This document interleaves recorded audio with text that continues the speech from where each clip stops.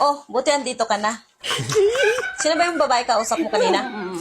Imbis na uuwi ka kaagad kasi alam kong marami ka pang gawain. Ano? Kung ano pinanggagawa mo sa labas. Tika.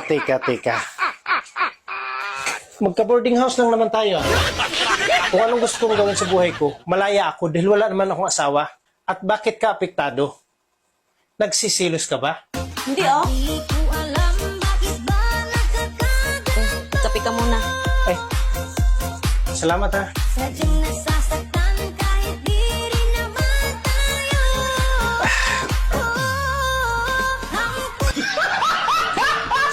Tika.